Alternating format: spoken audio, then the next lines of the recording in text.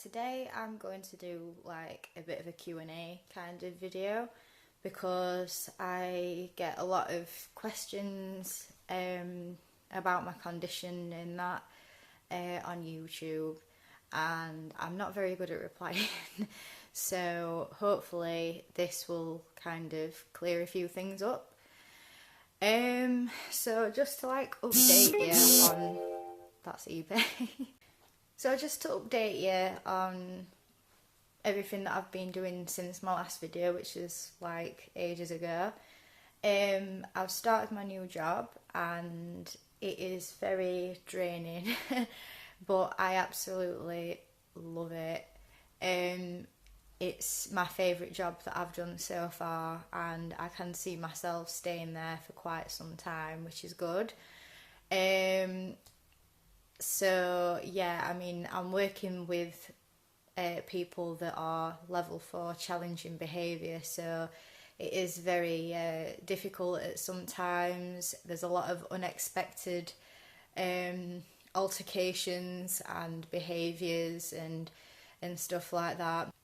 And yeah, like all the people that I work with are nice, and the people that we support are all very interesting and all very different, and yeah, I love what I'm doing at the minute. So yeah, that's my work sorted. As you probably saw on one of my last videos, I've moved to the West Midlands to live with my boyfriend, and I'm all settled in now. Everything's going fine with that. Really happy. Pretty much the happiest I've ever been in my whole life, really, if I think about it. And my mental health is quite good. I still have my moments, but doesn't everybody? I still struggle with things, but you know, like, yeah, everything is really good. So compared to what I was like a few years ago, I can't believe that all this is happening and things are going well for me. The only thing is, I'm still taking driving lessons down here, and my driving test is in June now. It's been pushed forward. My instructor's trying to get a cancellation for an earlier one, because I really want to pass. This will be my second driving test. I really want to pass and get a car so I can drive to work, because I finish at 10 o'clock at night, and the buses finish then, which is a bit annoying. My boyfriend's been giving me lifts home, which is really nice of him. But yeah, I mean, there's some occasions where he won't be able to give me a lift, and I just want that independence, really, because like I've been learning for a long time, but you know, sequencing, multitasking, directions, thinking on the spot are some of my weaker points, really, and they're all things that you need to drive. So yeah, hopefully I pass this time. If not, it's not the end of the world, even though I'll hate myself like I did last time. Just retake it. So wish me luck, because I'm gonna bloody need it. So yeah, I'm gonna look through my YouTube comments and try and pick out some of the questiony ones and answer them the best I can. So the first one I can see here is from Olga Jo, and she says, "Hey, I have a question that I wanted to get your opinion on. I am an Aspie girl. I am moving to the city soon to live with my cousin, who is a guy. It is a very small apartment, about 35 to 40 metres for 2 people. That's quite small. I will take the living room, which has a couch and TV, and it is an open space connected to the kitchen, and he is keeping his room, which is private with a door. Do you think this is a recipe for disaster in that I will get sick from the constant sensory overload? Does anybody have any experience as an Aspie girl living in a dorm with a roommate? Did you spend much time in your room or not? I am very stressed. Please, anyone advice? Oh. Right, what I will say about living with other people is, and I can't speak for everybody, but people with Aspergers in general, it is quite difficult living with other people. I've lived in halls at uni. This was way before I knew that I had Aspergers, and I pretty much spent all my time in my room when I was in the halls. The other girls that were in the halls were not my type of people. They listened to house music. They wanted to go out to like, I don't know, like trendy clubs and stuff like that and get drunk all the time and stuff. And I didn't really have any interest in doing that at the time, but I felt like I had to go out and stuff. I didn't go out with them because, as I said, they were into to different things as me, and I can't really connect with people that are different to me. And I did feel very isolated. It was very difficult, and I would wait, like listen to hear if I could hear anybody in the kitchen before going into the kitchen to make my dinner. And sometimes I wouldn't eat anything. I didn't really eat anything back then anyway, but even to like boil a kettle to make some cup of soup, I just didn't want that contact. And I've been in a couple of house shares over the years, and same thing again, just I can't help it. Like, I'm not a housematey person, so I would approach that with caution. The only thing is, he's your cousin, so you already know him. It's not like you're moving into a house share with total strangers, like you do know him, and I'm sure he will understand your condition and your struggles, and he'll probably understand that you're not going to be sociable all the time and it's nothing personal. So I'd just talk to him and have that conversation with him and make sure he's aware of that. So yeah, another thing is, if the room isn't like closed off, if it's not a private room, sorry, I'm trying to balance my phone in my hand because I still haven't got a tripod, then, you know, privacy, you're not really going to get much of it, and I don't think I could do that. So I would seriously think about that before you make a decision. So yeah, I mean, I can't really tell you what to do, but those are things that I would take into consideration, and that's my personal experience on living with other people. So I hope this helps. Person 023 says, are you dyslexic as well? No, but I've kind of thought for a while now that I might have dyscalculia, however you pronounce it, which is the same thing but with numbers. Vegan babe, yay! Another vegan. When did you get your diagnosis, girl? We're so similar. She did write an extra bit of text, but that is the question.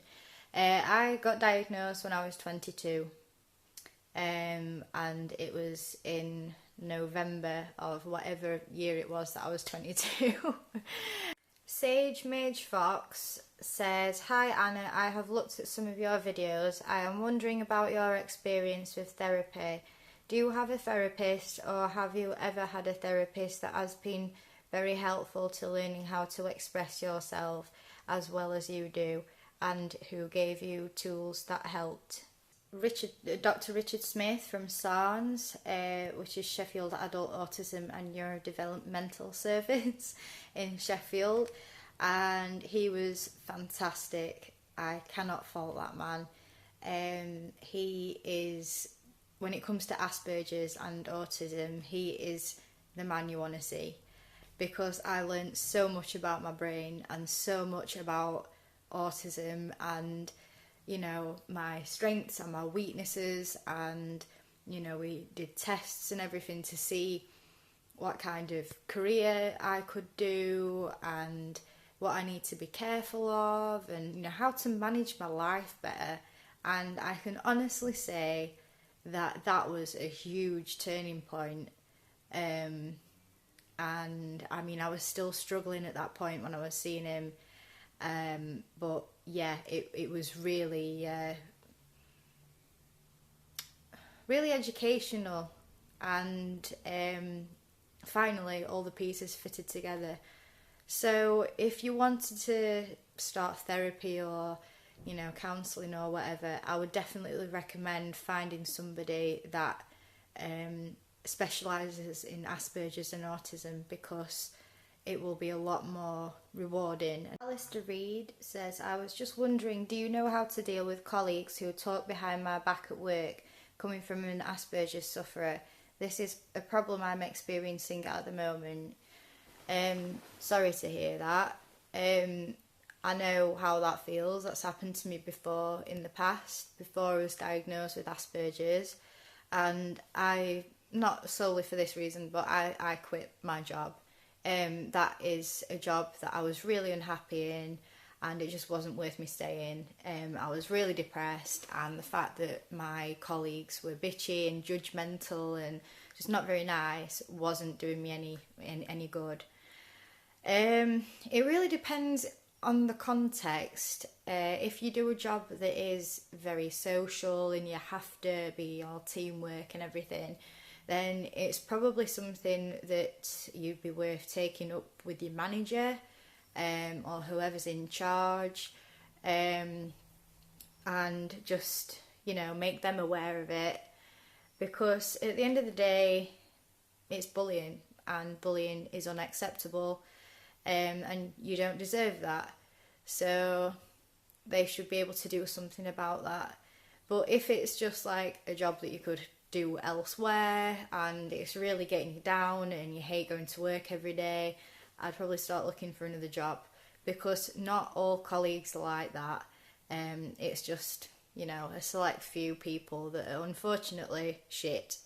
But yeah, you will definitely find a job where people are nice and don't give you a hard time. So yeah, speak to your manager probably and have that conversation and take it from there. Dion Smith says, are you from Leeds? No, I'm from Sheffield. I did go to university in Leeds though, but I dropped out after a year. Severed Lamb Toe Donabane, I think I've got you on Instagram. I didn't see this comment until now, sorry. Not that this is at all a good thing to rely on, but when you drink, is it easier to talk to people? Do you feel like you have a desire to talk more or feel more able? Does drinking calm you down in social situations? Yes to every one of those questions. But I don't really drink that often. But yeah, like when I'm going to a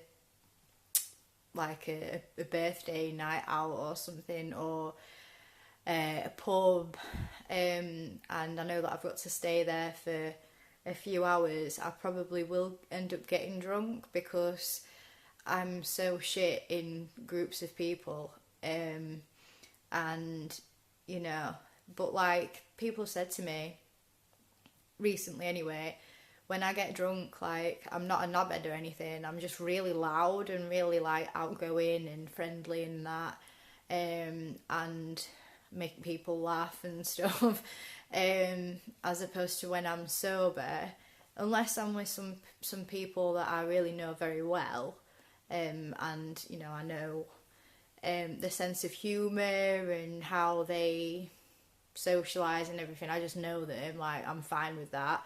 But if it's like acquaintances and stuff, I will be absolutely useless. And I'll try my best, but it'll be so fucking draining. So yeah, like having a few drinks definitely helps me. But these days I don't go overboard. And you know, I'm not as kind of reliant on alcohol and other things as I used to be when I was like a teenager. So yeah, I'm quite a lot more responsible, and I care about my health and stuff, and I don't want to be doing stupid, like, dangerous things and getting myself into all sorts of situations. Like, I want to take care of myself, and you know, I want to have fun, but I don't want to have fun at my expense or whatever. So yeah. David R says, have you tried cannabis before? If so, what was your experience on it? I've tried cannabis a couple of times. The first time made me feel really paranoid and weird. The second time, well, I've tried it more than that, but like the times that stand out to me, again, really paranoid, really giggly, really sensitive to things touching me and lights and everything. And I cried at the noise of an airbed being blown up. So if you're kind of suggesting that I should maybe smoke weed for my Aspergers, for my anxiety or whatever, then I don't think I could. I see why other people do it, but it's not for me. Priscilla Biller says, do you ever think that passion is now being pathologised, and what you have described is a very typical artistic nature, being passionate about what you love? I don't think should be labelled into a disorder. I agree to some extent, but it's not just being an artistic person. And you know, some people with Asperger's aren't artistic, they're more scientific. You know, there's loads of different types of person, as there are different types of Asperger's person. And Asperger's is the condition as a whole, all the traits, all the quirks and the things that define Asperger's. So being an artistic person and an Aspergian person, to me, are two very different things. Right, so my phone has run out of storage space. And so yeah, we're gonna have to call it a day. So I hope that's been helpful. If you've got any other questions or anything, leave me a comment, and I'll probably do one of these in the near future. So yeah, thank you for watching.